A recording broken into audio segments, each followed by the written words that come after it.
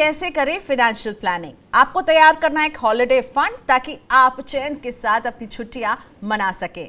तो कैसे तैयार करें, कहां निवेश करें, किन गलतियों से है आपको बचना है, इस पर बात करने के लिए आज मेरे साथ हैं CFP पूनम रूंगटा। उनसे हम लेंगे वो टिप्स जो आपको मदद करेंगे एक शानदार छुट्टी मनाने में।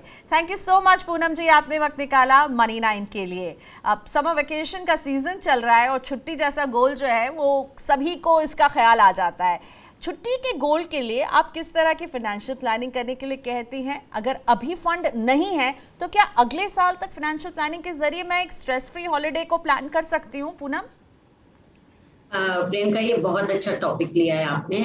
छुट्टियों के लिए प्लानिंग, ये it's a part of financial planning. मतलब जब हम गोल प्लानिंग की बातें करते हैं ना, जब हम एक एक करके अपने गोल्स लिस्ट डाउन करते हैं जिसके लिए हमें एक अपना वित्तीय खर्च समझ के long term, short term, medium term, इस तरह के उसको टाइम होराइजन देते हैं, उसमें एक बहुत ही अहम हिस्सा है वेकेशन प्लानिंग का। वेकेशन एक ऐसी चीज है जो हर साल आता है, तो हमें हर साल के लिए प्लानिंग करनी, मतलब ये एक शॉर्ट टर्म गोल में माना जाता है। इसके लिए हम बहुत लंबी प्लानिंग नहीं कर सकते।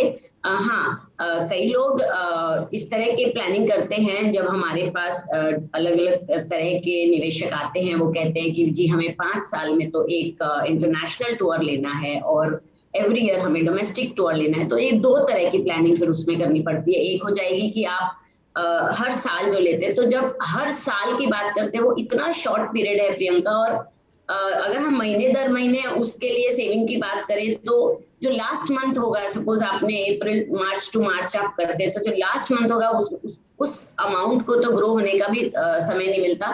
इसलिए हम उसे इन्वेस्टमेंट नहीं कहेंगे, पार्किंग ऑफ द फंड्स कहेंगे। हम खाली फंड्स को अलग रखने हैं हर महीने आपके सालाना वेकेशन के लिए। उसके लिए बहुत लंबी चौड़ी आप कोई इन्वेस्टमेंट स्ट्रैटेजी नहीं कर सकते। आप किसी FD में रख सकते हैं पैसे, जिसमें आप महीने दर महीने, आजकल फ्लेक्सी FD होती है, डायरेक्ट आपके अकाउंट से आप FD कर सकते हैं कुछ रकम। कुछ लोग RD कर सकते हैं जिसमें फिक्स्ड रकम आपको करनी होगी। और म्यूचुअल फंड के लिक्विड फंड्स में तो आप कर ही सकते हैं पास, जैसे जैसे आपके पास extra income over the expenditure बचता है।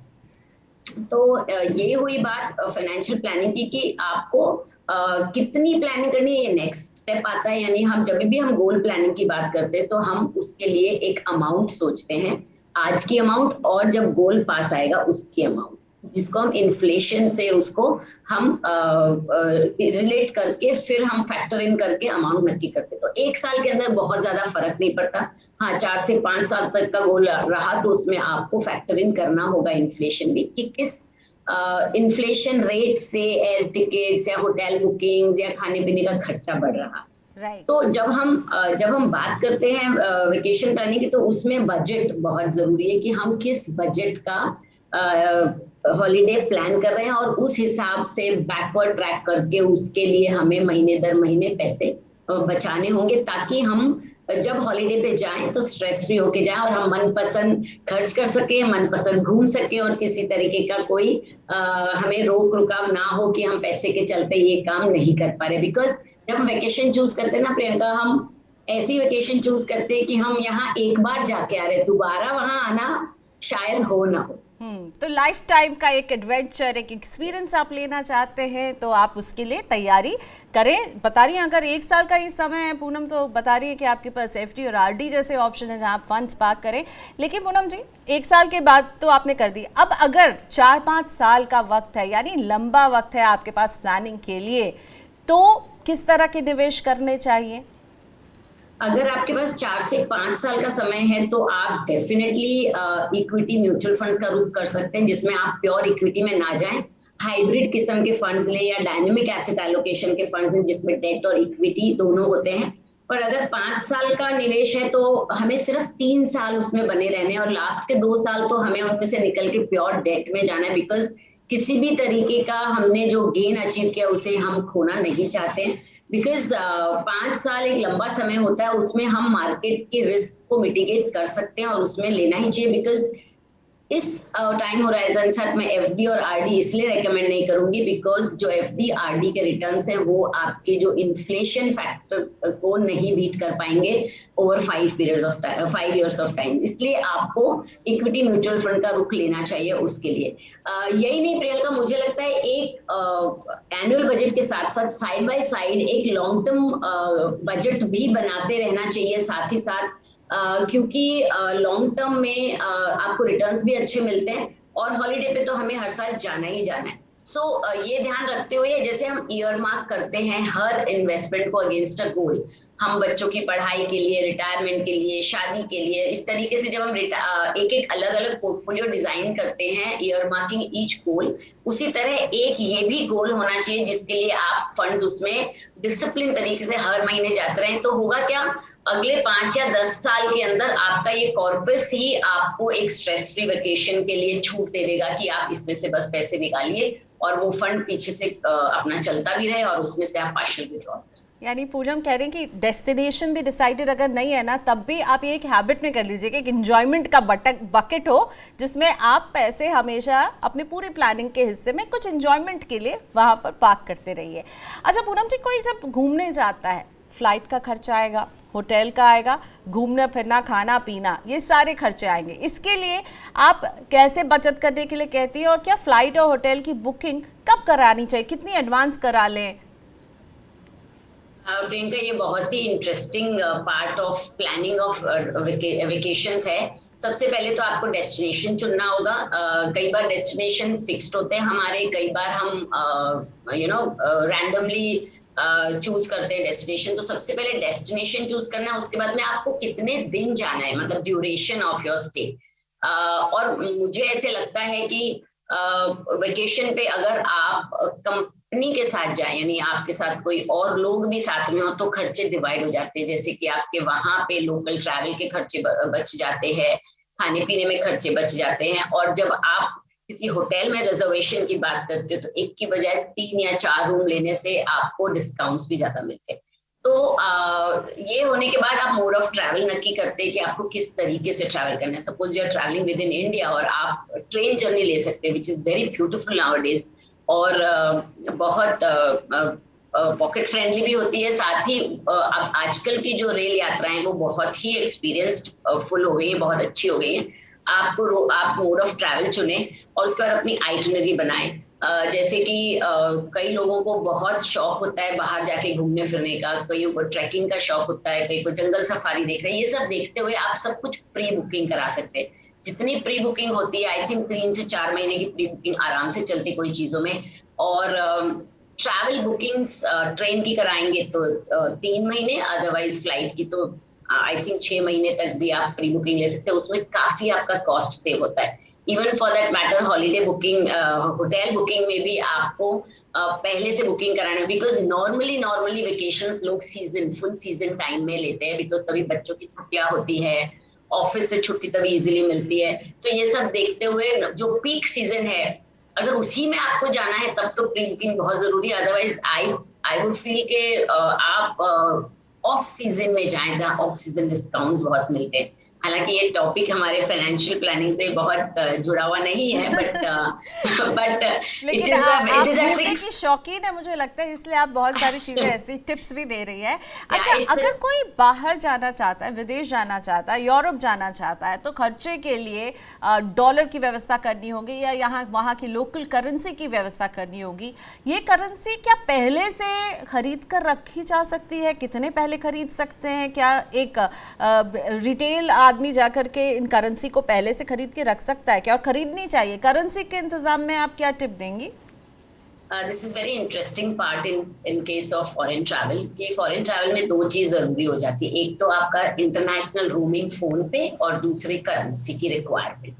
तो करेंसी की रिक्वायरमेंट अगर आपका शॉर्ट टर्म गोल है, 1 ही साल के अंदर है, तो जैसे अभी आप देख रहे हैं कि डॉलर हर महीने बढ़ते जा रहा है और डॉलर एक यूनिवर्सल करेंसी, आप कहीं भी कंट्री में जाएं डॉलर कन्वर्ट कर लेते हैं। तो आप करेंसी कार्ड ले सकते हैं, विच आई हाईली रेकमेंड, बिकॉज उसमें जो कन्वर्जन कॉस्ट है डॉलर का वो बहुत कम है। नहीं तो हम जब रुपए के बदले में डॉलर और कोई तरीके से लेने जाते हैं तो ज्यादा हमें खर्चा लगता है।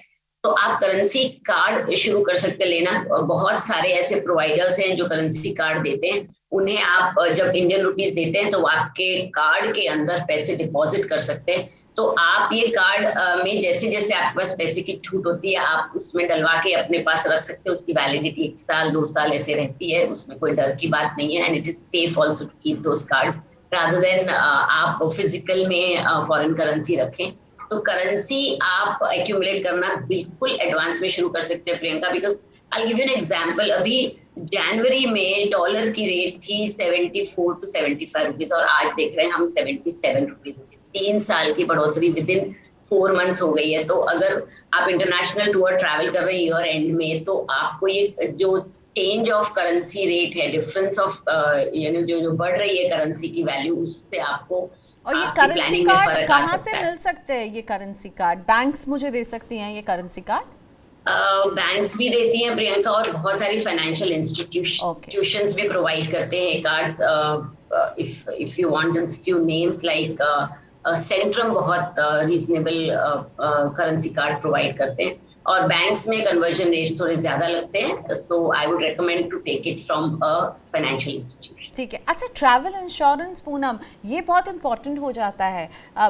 आप सजेस्ट करती हैं ट्रैवल इंश्योरेंस लेने में? किस किस तरह का ट्रैवल इंश्योरेंस लेना चाहिए, और उस खर्चे को भी आपको जो अपनी फाइनेंशियल प्लानिंग का हिस्सा बनाना होगा?